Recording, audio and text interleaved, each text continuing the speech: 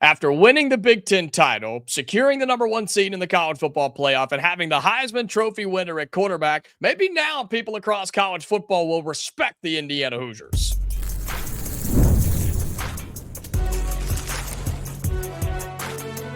You are Locked On College Crossover, part of the Locked On Podcast Network. Your team every day. Welcome, and it is a Locked On College crossover of Hoosiers and the Portal. I'm Jacob Goins, host of Locked On Hoosiers. He is Brian Smith, host of the Portal Podcast. We are a part of the Locked On Podcast Network, which is your team every day and the number one sports podcasting network in the world. So thank you for making that so, and thank you for tuning in for us on this Monday. Today's episode is brought to you by Game Time. Download the Game Time app, create an account, and use the code LOCKEDONCollege for $20 off your first purchase. Well, we've got a lot to cover on today's show. We'll give our initial thoughts on Alabama and Oklahoma, the 9 seed and the 8 seed, because the winner of that will take on the Indiana Hoosiers in the Rose Bowl. Plus, we'll break down the entire bracket of the college football playoff and how the committee kind of got it right for the most part. Some teams are happy, some teams are not. We'll break it all down coming up in just a bit. But Brian, I know you're excited, my man. I am too. And the entire Indiana fan base is on a high right now. Indiana is the number one seed in the college football playoff. Fernando Mendoza is on his way to win a Heisman Trophy. And the Hoosiers are Big Ten champs. Do people respect Indiana now? Do they finally believe in what Kurt Cignetti's been selling for 2 years? I think beating Ohio State gives you credence to about any method to your madness for saying that we're a major player. I'm an Indiana grad, and I didn't buy that they were totally there yet because I think you need good recruiting to do it consistently. Now, Mendoza helps a lot. Like, he made throws and all that the last several games that were important, but it's the difference in the line of scrimmage. They're the only team in the country out of 136 teams in the FBS that have played like a traditional dominant recruiting team without being one. They're the anomaly. It's amazing. It's one of the greatest stories I've ever seen. Because I think like Sataki, the coach at BYU, does a great job, but they're not even in the stratosphere, and they have the same formula that Indiana does. And he's a really good coach. Indiana might have the best coaching staff in the country. Yeah, and we've talked so much about all these coaching searches and coaching changes and things, and it's a miracle that Bryant Haynes, the defensive coordinator, and Mike Shanahan, the offensive coordinator, haven't been brought up at all. Now, they all got extensions and got paid when Kurt Cignetti got paid, but still, we see that that's not really a factor sometimes in coaching searches, and so the whole nucleus is still together. But you're right, Indiana's winning football games, and now they're winning titles, Brian, with 3, maybe 4 stars. There are 5 stars on this roster. They don't have one. They don't believe in that just yet, and they've never had the ability to get there, but yet they're still out there beating teams like Ohio State. I mean, for the people that don't believe in Indiana or say it's a fluke or a one-time, one-hit wonder, right? What do you say to that? How do you debunk that? Because it's idiotic to think that way, in my opinion, but how do you debunk the people that still don't believe? Well, Indiana brought in last year 13 guys from JMU, and I believe, correct me if I'm wrong, 8 of those guys are still around or something like that. And there are a lot of key guys. Fisher's one of them. Sarratt's a guy. Like, that's the key. They had transfers, but they were guys that were familiar with the system. Indiana's coaching staff was really smart. Those guys were plug and play, and they found guys that knew how to do it. Sometimes guys go through the radar system that, like my world with Under Armour camps, and it doesn't work, or they're late developers. IU's done a better job of evaluating talent than anybody, and it is not close.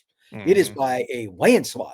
You can't tell me Sarratt wouldn't start at Bama, he wouldn't start at Georgia or USC or Notre Dame or wherever. And you can use Fisher and a lot of other guys in that metric as well. Where it's really interesting, though, is just technique. Like, I watched the line play Indiana versus Ohio State, and Ohio State's got a tremendous staff. Let's not discount that at all. Conservatively, top 5 in college football, conservatively. And they were better up front. Do they have better players than Ohio State? No. Ohio State still got more talent than Indiana, and they got outworked technically. Indiana's staff is better up front than Ohio State. Those words have never even went through my mind until I watched that game before.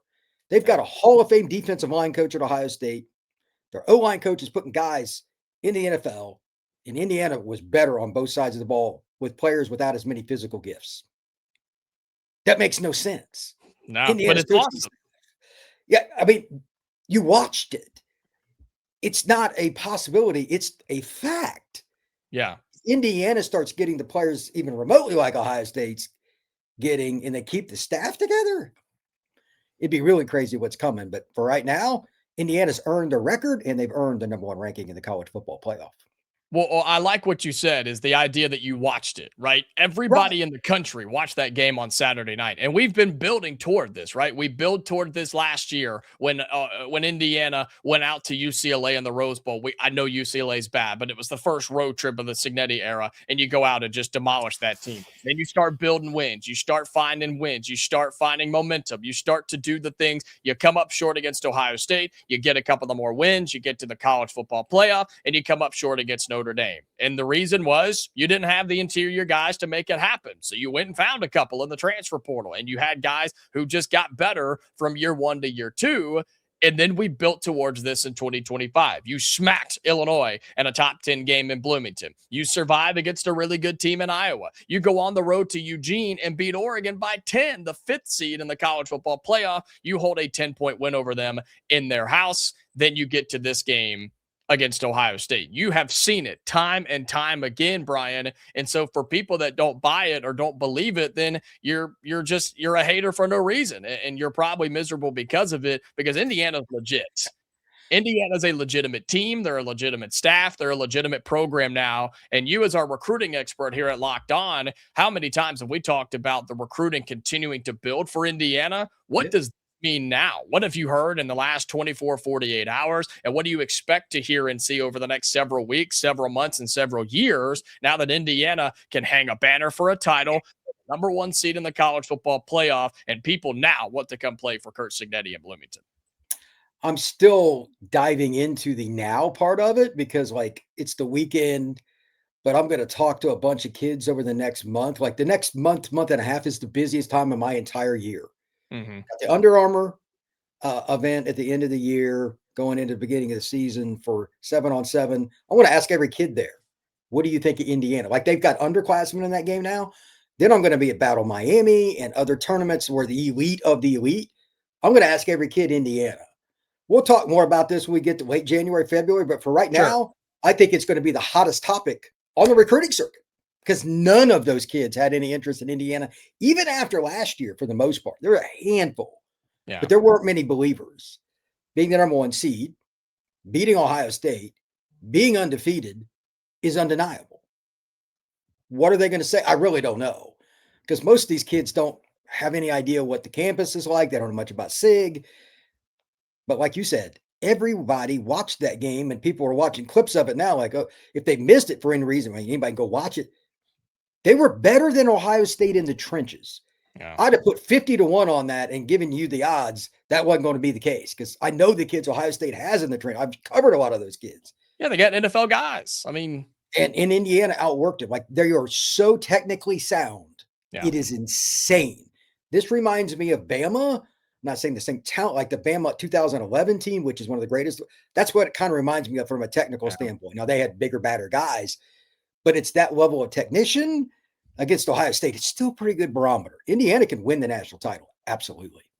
Indiana gaining respect across the country in all levels as the number 1 seed in the college football playoff. Big Ten champions and a Heisman Trophy winner will help all that as well. We'll talk about that playoff bracket, what Indiana's path looks like. I said yesterday it looks like it's clear to get a title, another one in Bloomington, plus all the other matchups and things across college football. We talk about that next here on this Locked On crossover of the Portal and Hoosiers. Today's crossover episode of Hoosiers and the Portal is brought to you by Game Time. The World Cup is coming back to North America for the first time since 1994. When with 48 teams for the first time ever, it's going to be massive. But let's be honest, getting tickets is usually the hardest part. That's why the Game Time app is clutch, finally giving fans a real advantage when it comes to snagging seats. With Game Time, you can track price drops in real time, get alerts when great seats open up, and buy tickets the moment that they hit the app. It puts the power back in your hands and makes going to the World Cup realistic instead of impossible. The seat view feature is a game changer for me. You literally see what the pitch looks like from your exact seat before you buy. So whether it's a soccer game, football game, basketball game, you could put yourself in the seat, look around, and make sure that that's what you want before you buy it. That's my favorite part of the Game Time app. Take the guesswork out of buying World Cup tickets in every match, concert, or event with Game Time. Download the Game Time app, create an account, and use the code LOCKEDONCollege for $20 off your first purchase. Terms apply. Again, download the app, make an account, and use the code LOCKEDONCollege for $20 off. Swipe, tap, ticket, go. Game Time. Welcome back into this Locked On crossover of Hoosiers and the Portal. I'm Jacob Goins, host of Locked On Hoosiers. He is Brian Smith, host of the Portal podcast and also our recruiting expert here at the Locked On Podcast Network. So thank you so much for making both of our shows your first listen or your first watch every single day. And you've probably been seeing some teasers and things out there from the Locked On Network, because today is the day that the Everydayer Club is now live. You can literally be a part of us and more of what we have going on with the Everydayer Club. You can find all sorts of access, extra stuff, and be a part of what we are doing. If you miss an episode, you can now be a part of us with the Everydayer Club and get ad-free audio, access to our members-only Discord, and a whole lot more, all built for the most loyal fans of Locked On. So you can find that in our show descriptions below, and more on that as the days go along. But Brian, let's talk about the college football playoff here, because the bracket is set. Selection Sunday was yesterday, and all the dramatics are now out there for discussion. There were talks about Indiana and Ohio State. There were talks about Alabama. There were talks about Miami and Notre Dame and BYU and apparently Duke for whatever reason. Like, there were so many conversations, but the bracket is here. Your initial thoughts on the 12-team college football playoff this season? I think they got it right for the most part. They were going to lose out in one way, shape, or form because of the stupidity of the conferences. With the whole JMU, no offense to Tulane and JMU, they have no business in the playoff. Especially two of them. It was never built for two G5 teams to get in. By the way, and I know it's about conferences in their records, you can never, ever, ever, ever, in any circumstance, have a 5-loss team in a conference championship game. Thank you, Duke Blue Devils. But if Miami is in that conference championship game, Notre Dame's in, or Texas, or like, no offense, but what would you think the line would be with any of those three teams with JMU on a neutral field? Would be pretty. And No. it's, and I'm not hating on, if you're JMU, go to the playoff, enjoy it. Tulane, go to the playoff, enjoy it. But they, like, do you really think they're going to handle Texas up front? Colin Simmons coming off the edge, you know what I mean? So they failed in that, but they were put in that spot. I'm not mad at the committee. I'm mad because they're stupid enough to be, not look at it from any other perspective of, we're just trying not to get sued by the G6. That's the only reason those teams are in there. Yeah. There is no second point. Zero. It is 100% about not getting into litigation. You're a bunch of wimps. That being said, I don't really have a problem like 1 through 10 in general beyond that. Other than I'll just say this about Bama. Every time a team has lost in their conference championship game, they've always dropped since the playoffs beginning. They're the only one that didn't. Yep. Think about this. Bama gets beat by 3 touchdowns, looks god-awful. Terrible. And did not drop. However, Indiana and Ohio State played a great game. It is, the offenses didn't play great, but the defenses are really good. And Ohio State, who was ranked number 1 pretty much all year, drops the spot. What are you trying to say, Brian? I'm trying to say they're protecting Alabama and the big box conference schools. 100% saying that. It's almost like somebody got left out last year. It's almost like somebody on Locked On Hoosiers, though, last week, Brian, was talking about the fear of teams dropping if they lost their conference championship games and how Indiana should have gotten it in writing. Maybe Alabama should have too. But I think this proves, at least in a vacuum here with this one example, that they won't punish a team for losing their conference championship game other than Ohio State, Indiana, but that was because of the head-to-head. I think you had to do that, and they only dropped them to 2. I thought Ohio State could have gone down to 3 and got jumped by Georgia. But, yeah, fascinating that Alabama didn't move a spot, and they stay at the number 9 team in the country. Yeah, again, they're the only team to have ever done that since 2014, according to what a buddy of mine who studies this from a metrics point. I'm just going to go by what he told me. And, again, whether that's true or not, they got hammered. Yes. And they didn't move. Really? Yeah. So not a good sign for championship games. I mean, there has to be a reason for them. I get it, but there has to be a negative. You can't just be all positive. I'm sorry. There has to be some kind of loss. And that's the one area they failed. As for IU, it was pretty easy. That was the easiest thing they did, is put IU at the number 1 spot. There's not a lot of excitement here for this pod on that. I mean, if they hadn't, there would have been riots in Bloomington. That I am sure of. But I think that I would have ranked Ohio State second. Where would you have placed Ohio State? I said second. I did. I said second, Okay. but I would have understood if Georgia jumped them.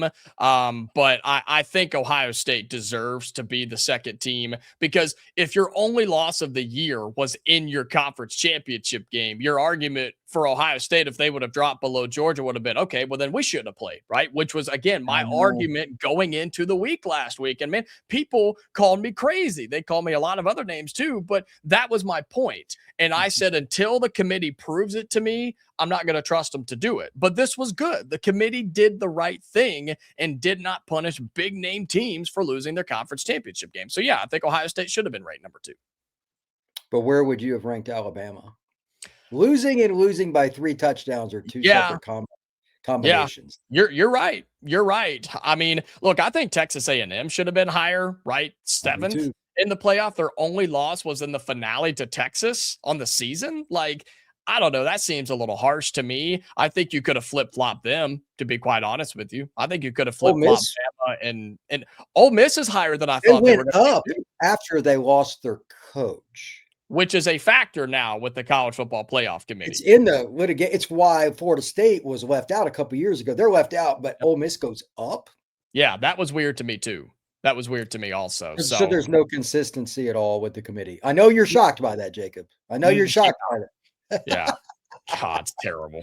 Yeah, 12 seed James Madison, 5 seeded Oregon, Texas Tech. You have 9th ranked Alabama, 8th ranked Oklahoma. That's in Norman. Winner will play Indiana in the Rose Bowl. We'll talk about that matchup coming up in our final segment. Tulane is the 11th seed, going to Oxford to take on Ole Miss, which is a rematch this season. Alabama, Oklahoma is a rematch, and then Miami and Texas A&M. The 10th ranked Hurricanes and the 7th ranked Aggies will go and play Ohio State, the winner of that game. Do you agree, Brian? I know you've got some Notre Dame ties in the family and things, but are you in agreement that Notre Dame should have been left out because of the head-to-head to Miami, or should have Notre Dame been in this college football playoff bracket?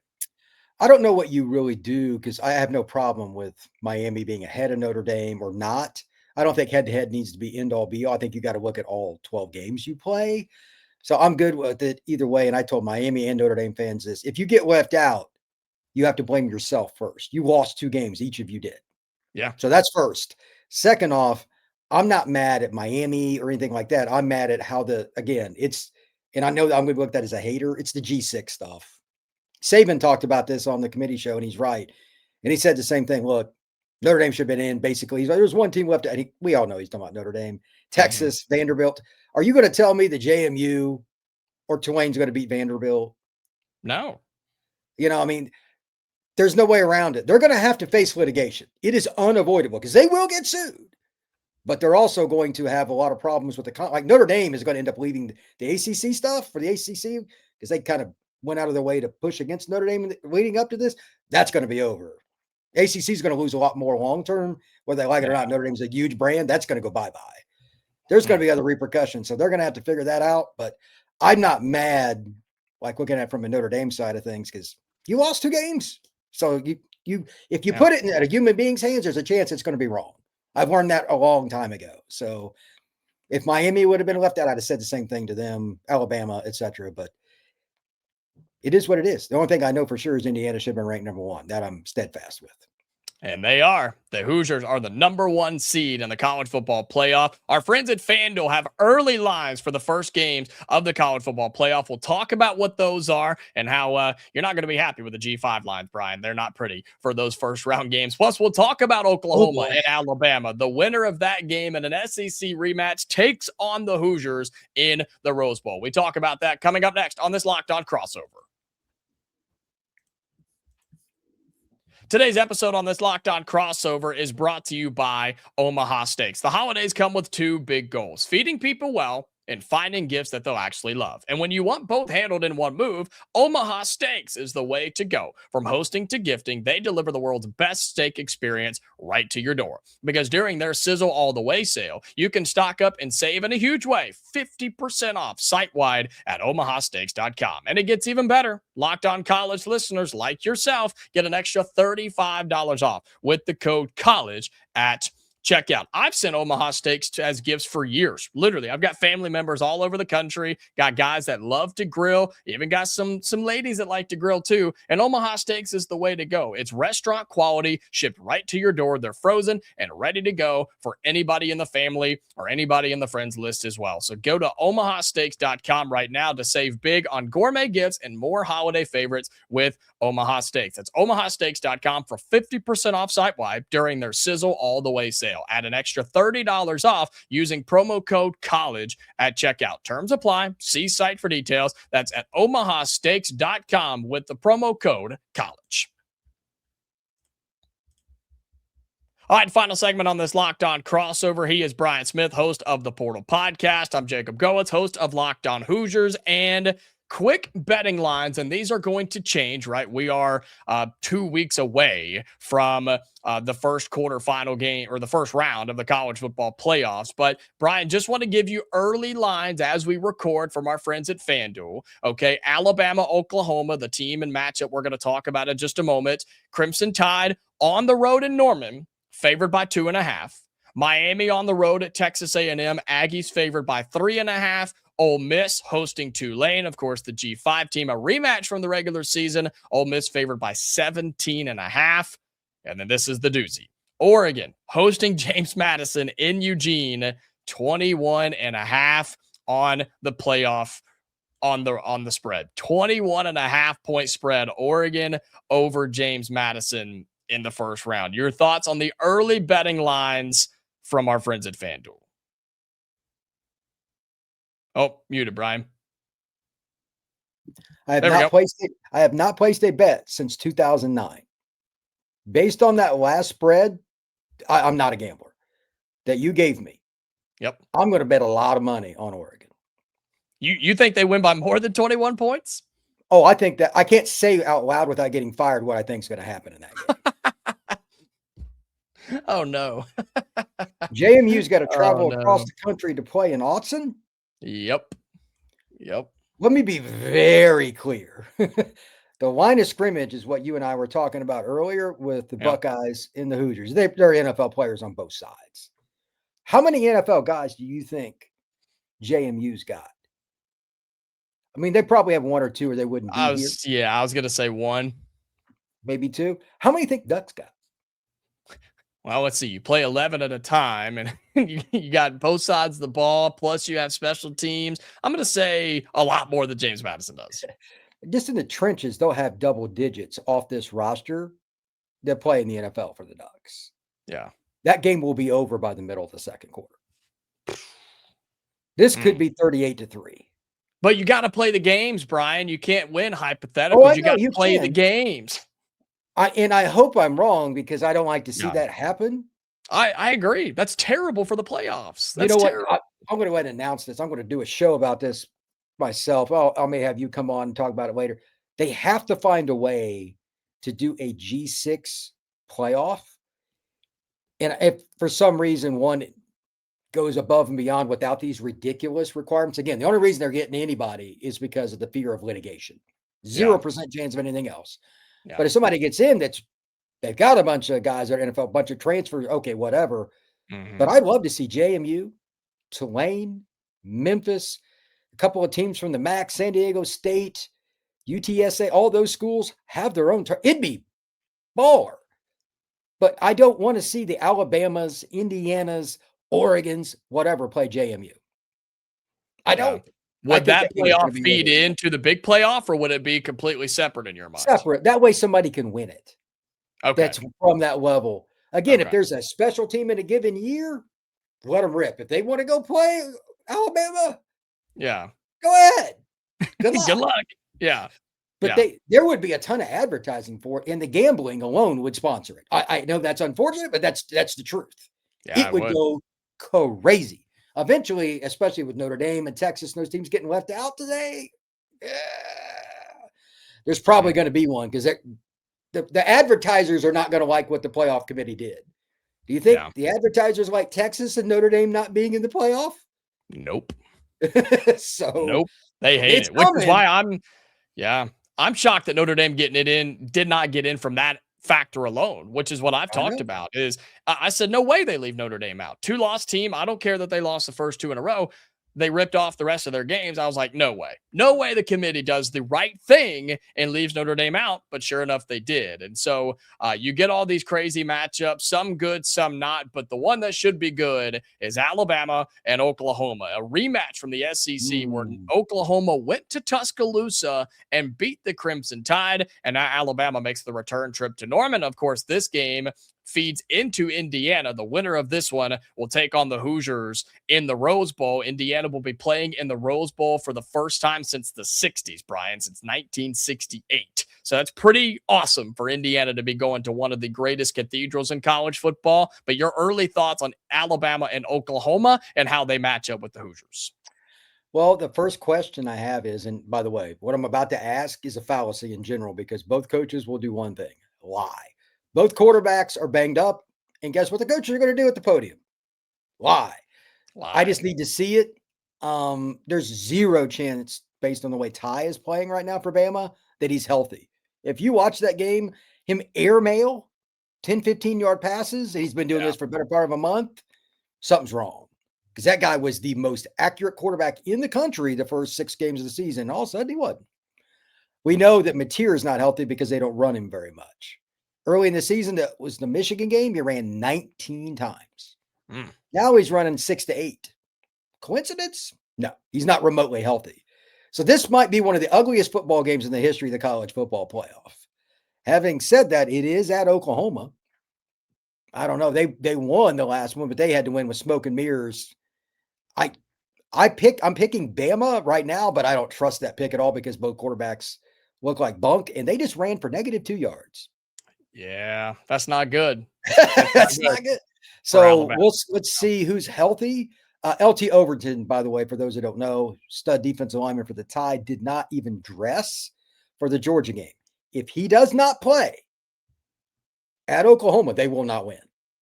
You cannot lose like second-round pick, defensive tackle kind of guys and expect to play a playoff game on the road. Now, I'm basing my pick. I'm picking Bama, close game, like 2017. That might be a high score, by the way. Take the under if you're betting. If Overton does not play, I'm flipping to Oklahoma. That's how important that guy is. Wow. But that will not be a fun game to watch if you enjoy quarterback play, because I think both of them will stink. Those defenses got a lot of talent. Neither one of those guys are healthy. Yeah, and Alabama, just you said it. They can't run the ball. They can't run the ball, and they can't even try though. I know. Well, Jam Miller didn't play in the SEC. That didn't help. Game. That didn't help them. But when these two teams come together in the college football playoff, it'll be almost a month since, or just actually a little bit over a month since they played the first time on November 15th. And look, I said it on Sunday, and I'll say it again for Indiana. I think the Hoosiers match up extremely well with either one of these teams just because 100%. Of what Indiana's defense does. You saw what they did against Ohio State, and they've got 2 of the best receivers in college football and a freshman running back at Bo Jackson who had started to get it going and one of the better offensive lines in the country. They sacked Julian Sayin 5 times, Brian. He had been sacked 6 times on the season going into that game. They cannot protect John Mateer or Ty Simpson enough against this Indiana defense. They don't have near the receivers that Ohio State did, and these teams are not great at running the football either. I love Indiana's matchup defensively against either one of those offenses, and neither one of those defenses is stopping the Heisman Trophy winner, Fernando Mendoza. Ohio State couldn't do it when it mattered, and he threw it to his number 1 guy, Elijah Sarratt. So I love the matchup either way for Indiana against Oklahoma or Alabama, and I think that could be the best game in the first round of the college football playoffs. But it's going to be a lot of fun. We have more time to talk about it between now and the first round, a little less than 2 weeks between those games, and then Indiana will be playing in the Rose Bowl on New Year's Day against either Alabama or Oklahoma. He is Brian Smith, host of the Portal Podcast. I'm Jacob Goins, host of Locked On Hoosiers. Make sure you subscribe to both of our YouTube channels as we're covering all of this for the next several weeks on both of our respective channels. If you're listening on audio, you can follow us on those podcasting platforms as well. We are back tomorrow for normal episodes, fans. So until then, stay safe, and we will talk to you later.